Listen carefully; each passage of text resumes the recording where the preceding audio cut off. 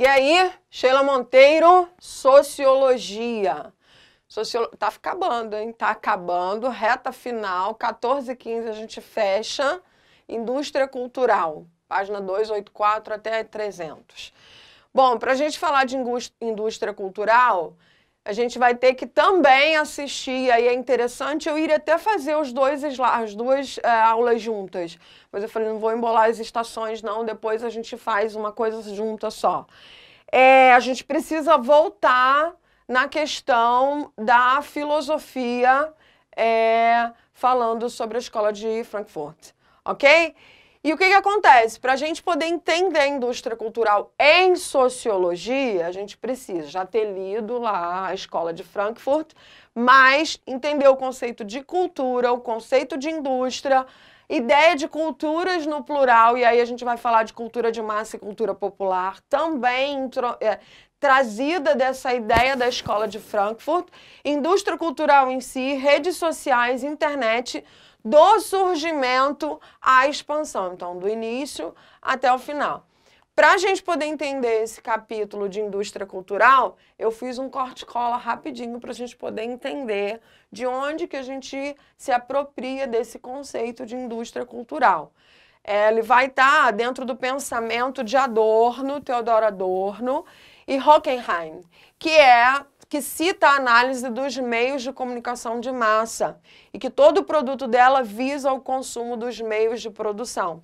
Para eles, a indústria cultural transforma as pessoas em consumidores dos produtos culturais, tirando assim toda a serenidade da cultura erudita. Por exemplo, a música de Beethoven que é utilizada no Caminhão do Gás. Quem lembra?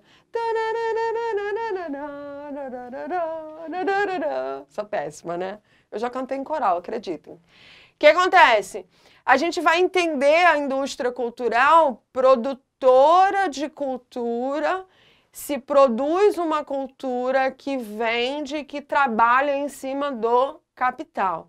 Não vou entrar muito no que era a escola de Frankfurt, que vai acontecer ali em torno de 1940, vai ser um primeiro momento da escola de Frankfurt, 1920 até 40, de 40 em diante vai ser o segundo momento de autores que ainda bebem, né? Quando eu falo bebem, porque ainda se baseiam na escola de Frankfurt, né? Que vai introduzir esse conceito de um pensamento que é marxista e pós-marxista, ainda numa crítica marxista dessa condição de exploração de massas, né? De exploração da relação de mais-valia, de uma produção cultural sempre numa condição de mais-valia, para se montar uma grande estrutura cultural, cinema, teatro, por maior que seja esse lucro, por maior que seja rentável economicamente essa produção, sempre os donos dessa produção, dessa condição de cultura, de indústria cultural, sempre vão lucrar muito mais do que quem estava trabalhando ali.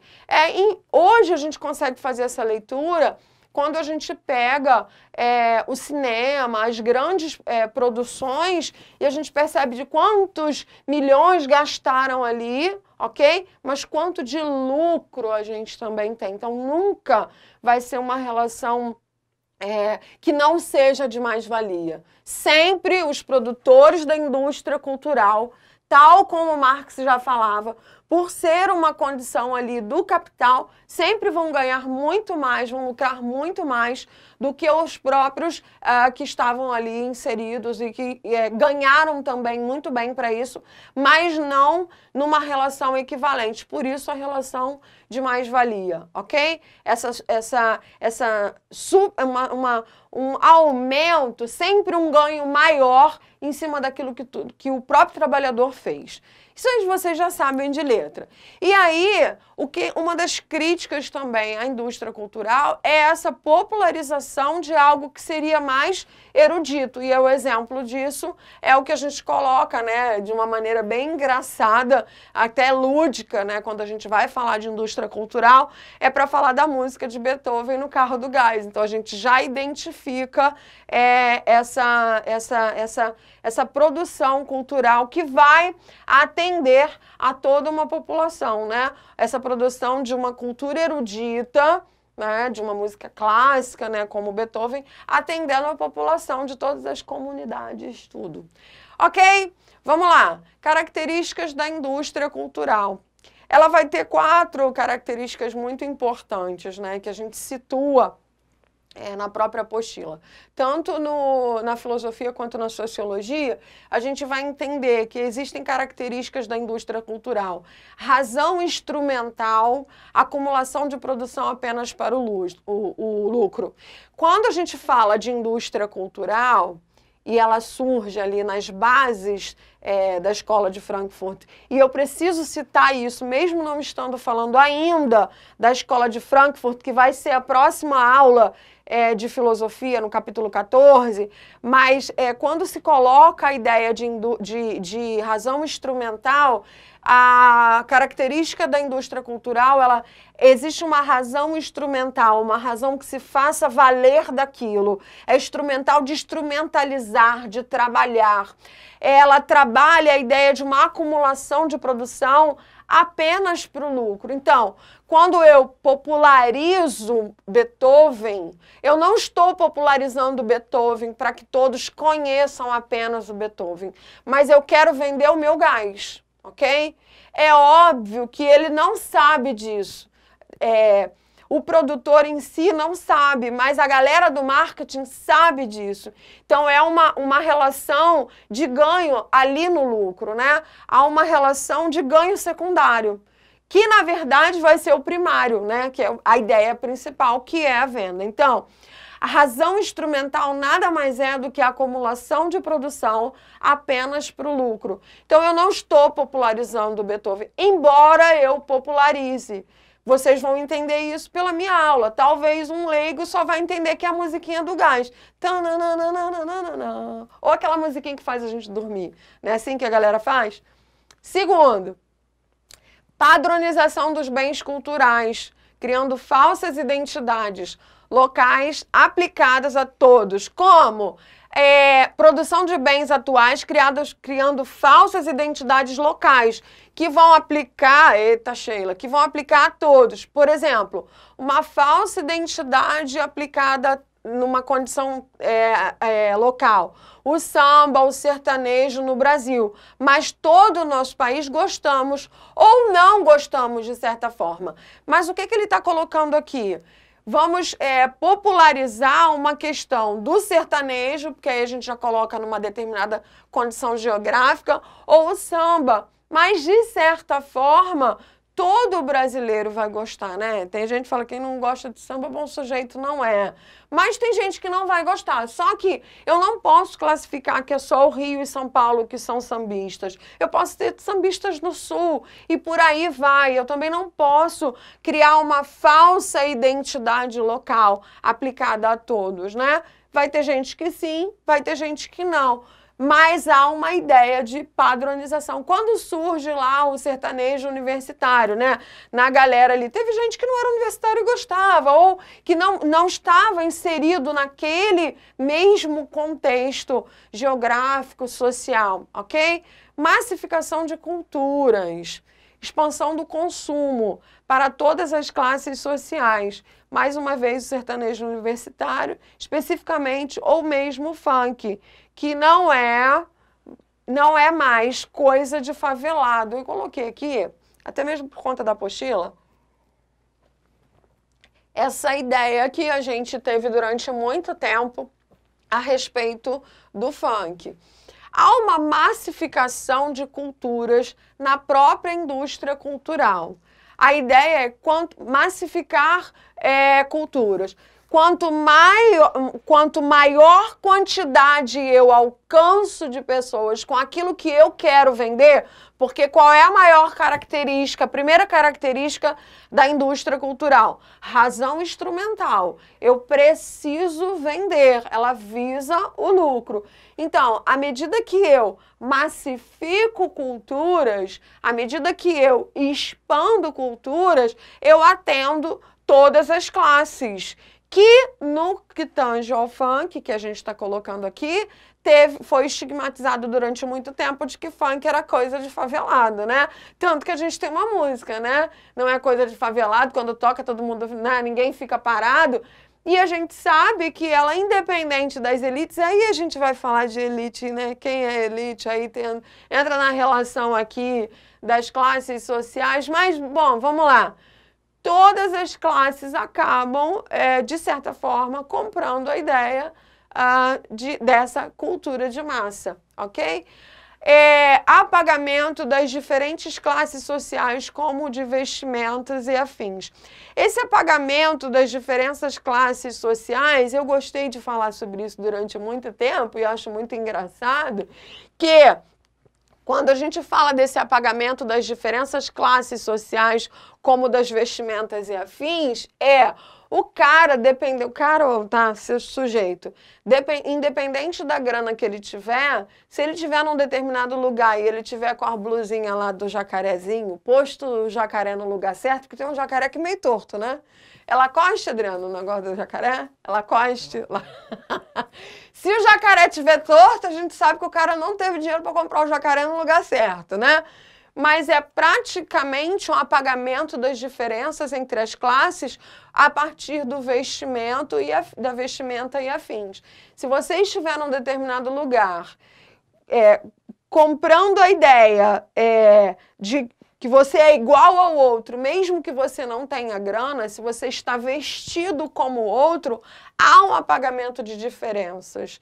Independente da condição da classe, independente da classe social que você esteja, se você é daqui de baixo, você se veste como alguém daqui de cima, aparentemente você tem um apagamento dessas diferenças. Você vai pagar em milhões de vezes no cartão, diferente do cara que pagou no pau à vista. Então, a cultura, a indústria cultural, por razão instrumental, visa lucro. Então, ela tem razão instrumental, ela tem padronização de bens culturais, ele tem a massificação e ela vai trazer esse apagamento entre as diferenças de classes, não? Quando eu, mesmo pobre, ferrada, quero me vestir como todos, né? E aí, como todos lá de cima da elite, vou me endividar e eu vou estar fazendo isso. Mas vamos para análise, né? Que a gente não precisa de fazer tudo isso para agradar o outro, a gente pode ir para análise. A indústria cultural atinge a todas as camadas sociais e religiosas em grande escala, numa produção de massa. E hoje, com a internet, mais ainda, segundo Zygmunt Bauman, sociólogos, que vai trazer a ideia de relações líquidas. Eu amo Zygmunt Bauman. O Bauman, ele vai trazer uma condição de sujeito muito legal, posterior ao pensamento freudiano, mas ele vai trazer um pensamento dessa sociedade que é líquida, né? Como não ser líquido? Me arruma um piloto. Como não... atrás de mim, valeu. Como não ser líquido numa relação piramidal, aqui elite, elite. E aqui sou eu, né? Ferrada. É isso. Como não ser líquido quando eu anulo isso aqui para ir direto para cá, desejando coisas, sem ter por mim uma ideologia pessoal, subjetiva. E aí eu saio dessa minha condição para vir para cá só por uma questão de status. Está escrito status aqui, tá? Eu escrevi status, tá? Desse jeito.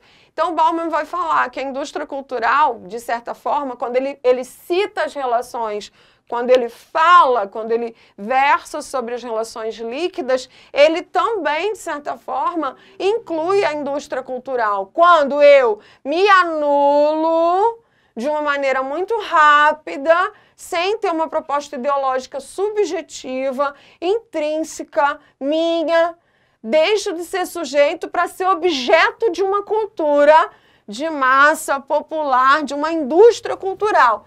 Deixo de ser sujeito para ser objeto. O que a gente faz com objeto, Adriano? Usa. Então, eu deixo de ser sujeito, deixo de usar as coisas para mim, para o meu bel prazer, numa condição de inteligência, ideologia, e passo a ser usada pela coisa. deixo de ser sujeito para me tornar objeto. E aí, isso vai trazer as relações líquidas também no pensamento de Bauman, né? Líquida porque elas não são sólidas como antes, né? Como no passado, no sentido... Problema nenhum, tá, gente? A gente querer sair daqui e vir para cá. Problema nenhum.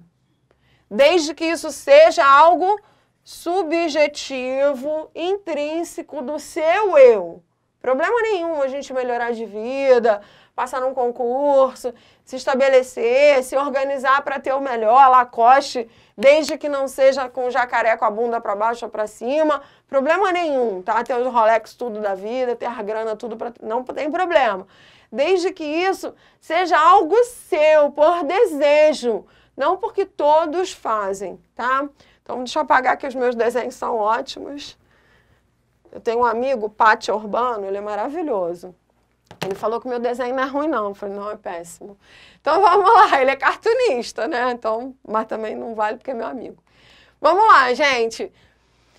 Partindo dessa ideia, então, para a gente poder entender a ideia, o conceito desenvolvido por Adorno e Hockenheim se refere à ideia de produção em massa, lá na escola de Frankfurt, e a gente poder entender a ideia central do que é indústria cultural. Refere-se à ideia de produção em massa, comum nas fábricas e indústrias, que passou a ser adaptada à produção artística. Se na escola de Frankfurt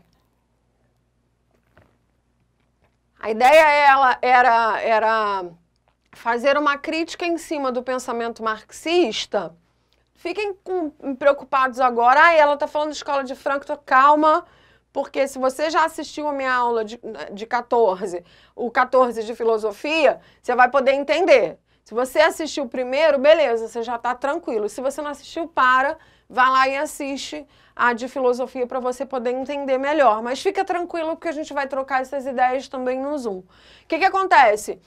O conceito desenvolvido por Adorno e Hockenheim se refere à ideia de produção em massa comum nas fábricas e indústrias, que passou a ser adaptada à produção artística. Se, no conceito marxista, a ideia de Marx era trazer uma crítica em cima do capitalismo por conta das fábricas e indústrias que estarem ali fazendo a relação de mais-valia, causando também alienação aos seus trabalhadores, e sempre numa relação entre que a burguesia sempre tinha o poder e o proletariado sempre obedecia e sempre saía ferrado com tudo isso, o Adorno e o Hockenheim, eles estavam falando da mesma relação, só que agora numa produção artística. O que eu faço com os caras que estão lá na elite, né? Com as produções artísticas? Fazendo a mesma coisa, produzindo numa condição de massa em larga escala e ganhando muito, sugando muito, relação ainda de mais-valia. Então, suas críticas estavam em prol agora, fazendo com que a própria produção artística virasse essa relação de mais-valia que o Marx já estava falando da relação de fábrica e das indústrias. Bom, é uma nova concepção de se fazer arte e cultura, utilizando técnicas do sistema capitalista. Bom, eles estavam falando assim, legal o que vocês estão falando que estão popularizando a cultura erudita, a arte, o cinema, estão, vamos lá, trabalhando em prol da arte, da língua, o que for, mas na verdade eu estou de cá sabendo que o que vocês querem é grana. O que vocês querem é a primeira condição, razão instrumental. O que vocês têm de proposta é razão instrumental. Vocês estão trabalhando em prol da razão instrumental. Então, dessa maneira, música, filme, espetáculos e outras obras foram desenvolvidas sob a lógica da produção de massa. Há um pensamento dominante que passa a influenciar o modo como os artistas produzem e como os telespectadores consomem a cultura. Nesse conceito, um quadro ou uma música são reproduzidos de forma padronizada, mesmo que possuam cores e estilos diferentes. Na época já se falava, óbvio, da pintura e tudo mais, mas hoje você pode ter em sua casa qualquer réplica de qualquer autor, de qualquer filme, inclusive camisetas, você pode ter tudo. Indústria cultural. Eu não tenho só para ela vai popularizar a arte erudita, óbvio, não tem como. Você vai identificar. Só que ela vai gerar grana, vai gerar lucro. E a crítica deles especificamente era essa. Crítica principal à indústria cultural. Do ponto de vista negativo, ela é alienante. Em que sentido? Ela aliena, todo mundo conhece a musiquinha do Gás e algumas pessoas vão estar alienadas do que seria. É mais uma musiquinha, ok? É só uma musiquinha, ou que faz dormir, ou eu vou associar a musiquinha do carro do gás. Do ponto de vista positivo, ela democratiza as informações. A partir do momento em que eu sei que aquela musiquinha é de Beethoven, que legal. Eu já sei que aquela informação que eu recebi, né, a partir da musiquinha do gás, ou a partir de uma camiseta que eu compro, com a figura de um grande pintor, né, e tal, a gente já tem mais ou menos uma ideia do que seria esse ponto de vista positivo. Ela democratiza as informações. Mas não fica só por aí. A gente sabe que tudo vende, né? Tudo é grana, tudo tem o que a filosofia vai chamar de tudo tem uma estética. E para a filosofia não é feio, né? Todas as estéticas, que é apenas uma apresentação, tudo é belo, ok?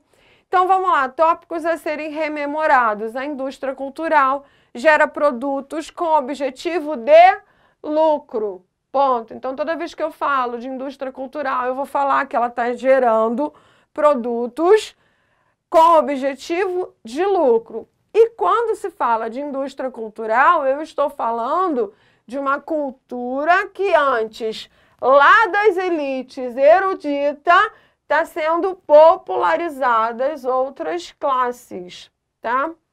Então vamos lá. Cultura. Bom, todo mundo sabe, aí eu deixo para vocês, eu já também gravei aula anterior falando especificamente de cultura. Quando eu falo de cultura no singular, eu estou falando de toda a gama de informação que ela é oriunda de um determinado grupo ou de vários grupos, né? Então, a cultura eu vou entender por ela vestimenta, comida, trejeitos, falas. Então, inclusive a questão do transcendente, do sagrado, do religare, que são aspectos da cultura. E quando eu falo de culturas no plural, eu estou falando da pluralidade de povos, logo eles vão também ser plurais em suas culturas. E a partir disso, eu também não posso mais, depois que você é meu aluno, eu não posso mais falar que o fulano é sem cultura, porque todos nós temos cultura. Embora essa fala do sem cultura, ela veio a partir dessa ideia de cultura agora das classes sociais. Cultura também que é no sentido de classificação de culturas. Então, quando eu falo de cultura de massa, eu estou classificando uma cultura que atinge a uma grande quantidade de pessoas, e aí eu dei aqui também a especificação do que é, e a cultura popular ou pop que vai atender a um determinado grupo. Então, vamos lá. Cultura de massa é a cultura que refere-se àquele tipo de cultura que produzido por um pequeno grupo que busca principalmente obter vantagem econômica. Então, quando eu produzo cultura de massa, eu não estou produzindo essa cultura de massa para a galera da elite, do topo da minha pirâmide. Eu estou produzindo uma cultura específica para atender a uma massa. E quando a gente fala de massa, eu estou falando da galera que tem grana? Não. Num processo piramidal, vou tentar fazer bonitinho. Num processo piramidal, a massa não está aqui dentro. A massa geralmente está aqui. Então, a cultura de massa nunca foi feita pela elite e nunca será para atender a elite. A cultura de massa foi feita pela massa para atender... Não. Ela... Esquece, gente. Ela foi feita até pela elite, mas não para atender a elite. Foi feita para atender a massa. Ok? Ela surge daqui por causa dessa proposta ideológica, razão instrumental. Ela surge daqui para atender a uma grande massa, ou seja, um grande grupo. Então vamos lá, para a gente poder corrigir a minha fala. Cultura de massa é a cultura que refere-se àquele tipo de cultura que, produzido por pequeno grupo, ó, o meu pequeno grupo, ok? Que busca principalmente obter vantagens econômicas. De quem? Daqui, dessa grande massa, ok? A partir disso, é o produto da chamada indústria cultural. Que produto é esse? O produto da indústria cultural. Eu costumo falar, e aí não fiquem com raiva de mim, tem um negócio de um cordãozinho que as meninas gostam de botar aqui, agarrado na cabeça aqui, agarrado aqui, um negócio de coraçãozinho assim, gruda aqui.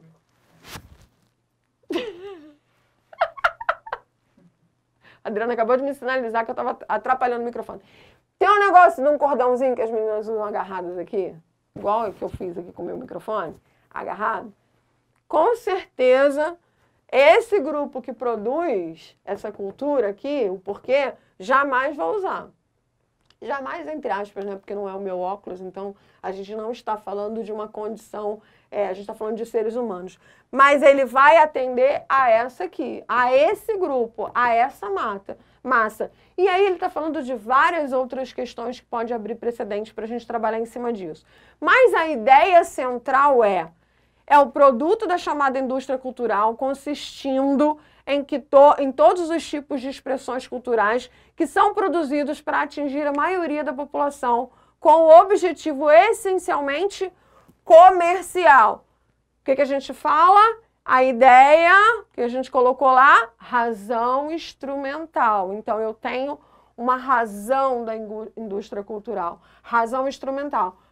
O que a gente entende por razão instrumental? Lucro. Sempre eu vou trabalhar em cima do lucro, ok? E aí o que ele vai falar? Que são produzidos para atingir a maioria da população. A maioria está aqui em cima? Não. A maioria sempre está daqui, ó, para baixo. Sempre para baixo. Com o objetivo essencialmente comercial, ou seja, de gerar produtos para o consumo. Isso a gente está falando numa condição uma condição macro maior. A título de Brasil, prevalecem como cultura de massa as veiculações de rádio e televisão. Quando a gente vê na TV as meninas usando o cordãozinho, agora tá dando para falar, as meninas usando o cordãozinho aqui, é toda uma massa que vai usar aquele cordãozinho grudadinho aqui. Você não vai encontrar a galera daqui de cima da elite usando aquele cordãozinho grudadinho no pescoço, que aquilo deve dar um calor danado. Bom, e a gente tem no Brasil uma maior... E como que a gente vê isso? A partir da novela. E como que eu vendo uma produção que eu só ouço? A partir de rádio. Então eu tenho duas vias, dois veículos de produção de indústria cultural que é produzida por essa galera para atender a essa galera, TV e rádio. E aí o Jansen não está aqui, mas o Adriano sabe muito bem disso. Um layout de algo para televisão, para vias de comunicação, né? Precisa ser muito bem feito, porque é o que vai vender. A imagem vende mais do que a essência da coisa em si. Ok? Então, quando você encontra um ídolo, um mito, né? Um ídolo, um mito, alguma coisa assim, você compra a imagem, você não compra a essência da pessoa. Porque fora feita uma imagem para que toda a massa venha comprar a ideia. Sim, Adriano, ou não? Desse jeito. Eu sou carente, por isso que eu peço ajuda para Adriano, entendeu? A partir disso, a gente vai entender que no Brasil a gente tem como cultura de massa os veículos de rádio e de televisão. A gente vai falar de Brasil, mas a gente vai falar que o mundo inteiro é assim também, né? Ele está colocando, a apostila coloca como Brasil, mas o mundo inteiro vende. E a gente ainda não entrou na questão da internet, porque é uma um veículo de comunicação hoje muito mais acessível do que a própria TV e a rádio, até mesmo para alguns grupos, mas TV e rádio para a população nessa condição de massa. Característica da indústria cultural no Brasil, ela é coletivizante. Coletivizante vem de coletivo, vem de massa, vem de atendimento maior, né, dessa condição de coletiva. Essa característica da indústria cultural no Brasil ser coletivizante, ela, de certa forma, ela vai trazer uma condição até mesmo não muito, como eu diria, eu preciso tomar muito cuidado com o que eu vou dizer. No sentido de que quanto maior número, e quando eu estou falando de massa, eu estou falando e a título de Brasil, onde a gente tem uma condição de pessoas que têm baixa escolaridade, baixo acesso à leitura, e aí a gente vai usar um termo que a gente fala do analfabetismo funcional. Essa ideia coletivizante, ela vai ser não só para a indústria cultural, que vai vender produtos, mas ela também vai implicar na questão política do nosso país. E automaticamente, se ela é coletivizante, num país onde poucas pessoas têm um grau de escolaridade, e automaticamente, de certa forma, pouco se discute política, tudo que eu vejo na TV e que eu ouço no rádio é verdade. Logo, eu voto, né, naquilo que é vendido para mim, que é o salvador da minha pátria, que é o meu mito e por aí vai. Então, essa indústria cultural, que ela tem como padronização o lucro, ela tem como visão principal o lucro, esse lucro também é um lucro político. Esse lucro também está dentro de uma característica da indústria cultural no Brasil, no primeiro momento, coletivizante. Então, nós temos uma grande massa que pouco sabe, e eu estou generalizando, e eu estou correndo um grande risco por isso, é uma grande massa que pouco sabe, é atingida aqui, produzida aqui, atingida aqui, e eu vou às urnas e voto naquilo que eu comprei como sendo o meu salvador. Ou eu vou comprar aquilo, ou eu vou... O filme O Poço, o primeiro personagem que divide a primeira cela com o cara, ele fala que ele comprou uma espada, né? Ele viu várias coisas, vai na TV que ela corta, e quanto mais ela cortava, maior ficava a sua lâmina, até um dia que ele comete algum crime com a própria espada, e ele vai preso para aquela prisão lá que vocês sabem do Poço. Ele foi atingido pela indústria cultural.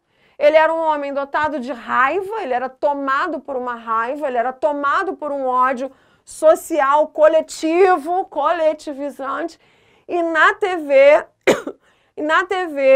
falava da espada samurai, sei lá, é mais ou menos isso, né? Não lembro muito bem. E o personagem fala que ele compra essa espada para fazer o quê? Para satisfazer aquilo que estava dentro do ego dele. Mas foi só dele? Não. Ele foi direcionado por uma indústria cultural que atendeu uma massa feita daqui para atender a galera daqui. Automaticamente ele compra aquela ideia. E aí, gente, assista um filme. O filme é fantástico. Tem que ter estômago, mas são vários... Dá para fazer vários cortes daquele... Tem que aprender isso para fazer os cortes do filme, para a gente poder discutir em sala de aula, porque são maravilhosos os cortes daquele filme. Bom, programação heterogênea, né? Quando a gente vai falar da natureza igual, as programações de TV, a gente vai falar no Brasil, elas são iguais. Você muda o canal dia de domingo, é a mesma coisa em todos os canais. Os programas são o mesmo, fundamentalismo, quando não está falando de família, né? A gente tem vários programas iguais. Quando não está no futebol, nada contra, tudo a favor, né? Enfim, sempre a favor do futebol, desde que eu esteja com vontade de assistir. linguagem vulgar e acessível. E aí eu não estou falando dos palavrões, porque não tem isso, mas é uma linguagem vulgar, não tem uma linguagem mais rebuscada, inteligente. Não é, é para atender a um povo que não tem necessidade de pensar. Esse povo está dentro da condição marxista, que o Marx já falava, e que a escola de Frankfurt já estava falando de novo. Vocês vão fazer de novo com a indústria cultural o que Marx estava falando, que vocês, donos de empresa, de indústria, de fábrica, já faziam com seus colaboradores. Vocês estão de novo com uma linguagem chula, de novo repetindo as ideias, mas valia, vai causar alienação. Eu sequer sei que a música do Gás era de Beethoven, ok? E por aí vai. Universalização da cultura. Essa universalização da cultura é mascarada, tá, gente? Não chega a ser exatamente isso. Porque eu não sei se eu estou universalizando a cultura. Eu só estou colocando ela em bloco. E culturas ainda, cultura de massa, cultura popular, cultura popular. O que a gente vai colocar? A cultura de massa, ela é feita aqui por um pequeno grupo para atender esse grande grupo. A cultura popular é a cultura que é produzida por quem normalmente consome, ou seja, os valores tradicionais de um povo. Essa cultura popular já é feita aqui entre nós, para que a gente mesmo possa produzi-la. A gente mesmo produz e a gente mesmo, de certa forma, consome essa cultura. E ela vai de várias formas, né? Desde o samba também. E aí tem outras críticas a quem conhece a história do samba também. Ele surge aqui, mas a galera daqui de cima se apropria dele e aí agora começa a vender. Por isso que o carnaval é essa escola imensa, né? Essa produção cultural voltada para isso tudo, porque ela surge aqui entre nós, mas ela é apropriada dessa galera que vende pra gente depois, por isso sai tão caro o carnaval e por aí vai. E não só isso, existem outras culturas também. Por exemplo, o Centro de Convenções Nordestinas, né?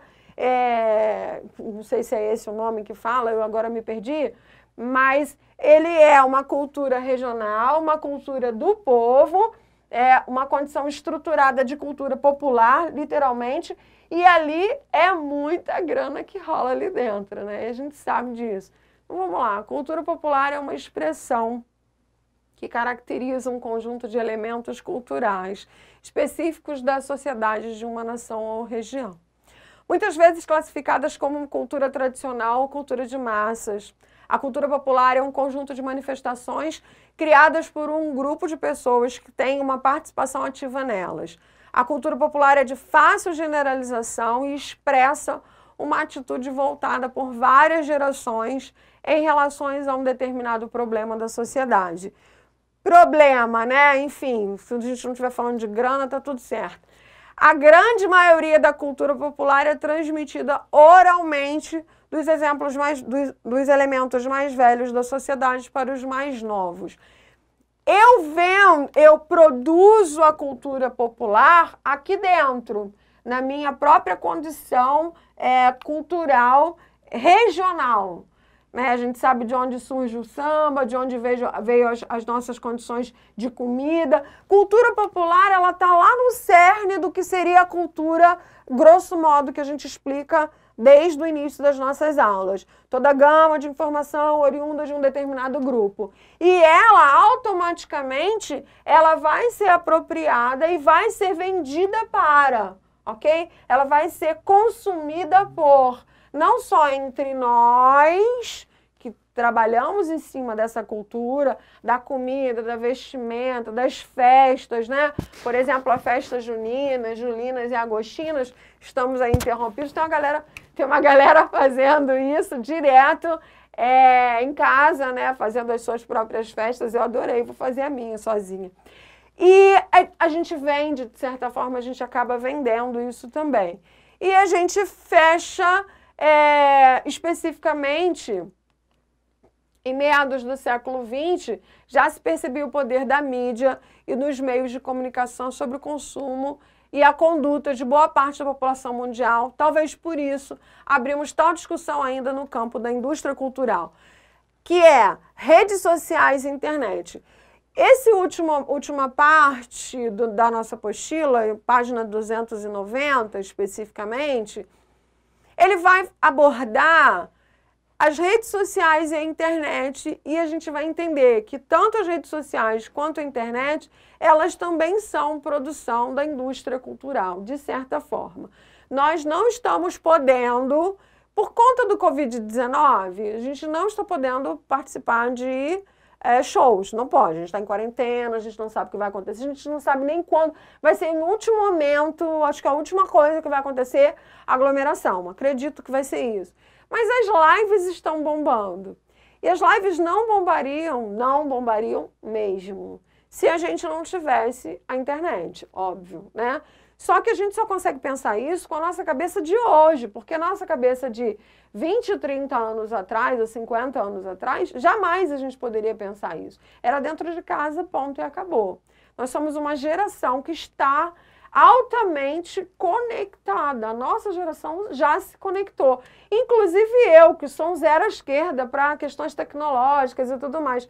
Há uma necessidade, incorporou à minha vida. Ou eu aprendo, não tem outra condição para isso. Ou eu aprendo ou passo vergonha, mas eu vou aprender, mesmo passando vergonha. E essa é a ideia.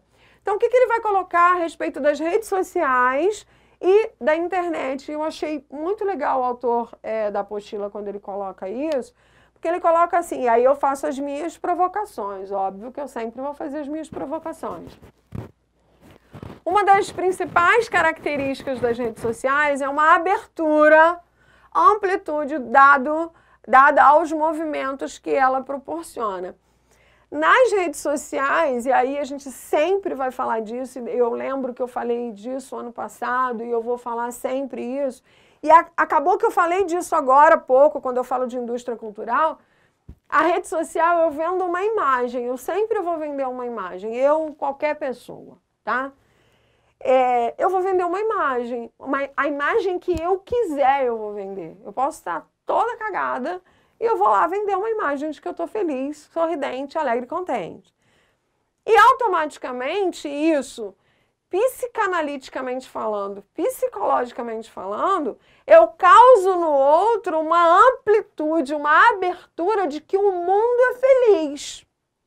E todas as pessoas do mundo devem estar sob um coqueiro, tomando uma água de coco, numa praia maravilhosa, que é zero problema na vida. E isso não é verdade. Só que, de certa forma, ela alcança, as redes sociais alcançam o maior número de pessoas. Tanto a galera que tem condições para estar nessa situação, quanto a galera que não tem, que é zero condição para estar ali. E ela proporciona movimentos tanto para que eu trabalhe para ter aquela condição, quanto para que eu venha roubar, furtar, fazer o que eu quiser, trapacear, porque o meu desejo é estar naquele lugar. Quanto ela vai trabalhar, né, tanto para coisas boas, quanto para algum movimento ruim. Como se movimenta? O sujeito se movimenta em prol desse objeto que ele tanto deseja. Mas quem está movimentando? É o objeto que está movimentando o sujeito ou é realmente o sujeito que deseja aquilo? Pensa, não me responde não. Tostine é mais fresquinho porque vende mais? Não é da época de vocês. Mas é uma pergunta a ser feita. O que a sociedade, o que as redes sociais me apresentam? O que elas requerem de mim também? A marca do mundo tecnocêntrico de nossa cultura é o aparecimento de uma sociedade que se torna cada vez menos social e cada vez mais tecnológica. Não, vocês não entenderam o que eu falei.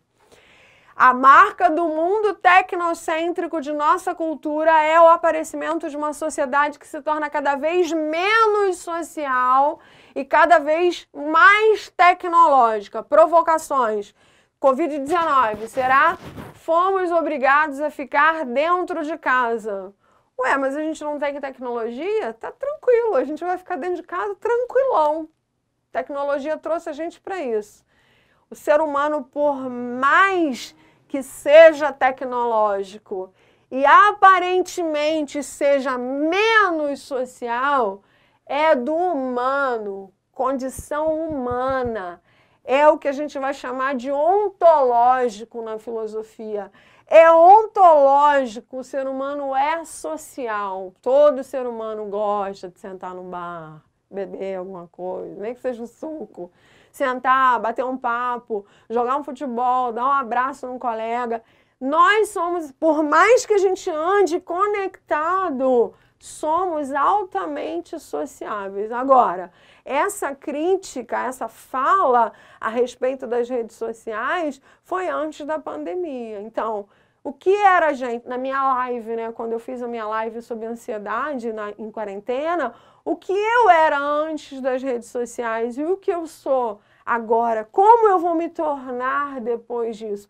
Porque a ideia do que fala a apostila é a marca do mundo tecnocêntrico, ou seja, tecnológico, né, de nossa cultura, é o aparecimento de uma sociedade que se torna cada vez menos social. Menos social é menos estar em sociedade e mais estar conectados. Agora, quando nós fomos obrigados a ficar em distanciamento, causa uma angústia, causa um certo desconforto. Então, é ontológico do sujeito estar sociável, ser sociável. É da gente, por mais conectado que a gente esteja. Então, provocações. Saibam fazer essa discussão, até mesmo numa dissertativa. Aproximação de uma rede social conduz pessoas e movimentos sociais conectados pelo mesmo princípio e ideologia, ao partilhar informações, conhecimentos, interesses e esforços em busca de seus objetivos. A rede social também, ela vai trazer para a gente essa aproximação para que os movimentos sociais, né, eles aconteçam por princípios e ideologias. Eu vou partilhar das mesmas informações, tanto que os novos movimentos sociais têm utilizado como ferramenta as redes sociais, né, para todas as movimentações sociais. E aí, automaticamente, ele vai falar sobre a internet, do surgimento em 1969 até a expansão que a gente tem na página 290, e a partir de 2014 foi aprovado no Brasil esse documento, que é um marco civil da internet, estabelecendo direitos e deveres na web de usuários, governos, empresas, telecomunicações e páginas da internet. Os fake news da vida, né, os crimes de internet também. Então, de certa forma, hoje quando você coloca uma imagem que você prezava por ela, quando você coloca uma imagem que você preza por ela por conta da questão da indústria cultural, quando você coloca uma outra imagem que difere da imagem que você vende, cai logo na rede, e desfazer as imagens hoje é muito mais difícil do que você construir uma imagem, né? Bom, gente, a gente ficou por aqui, terminamos. Um beijo na alma de vocês. Tchau, tchau.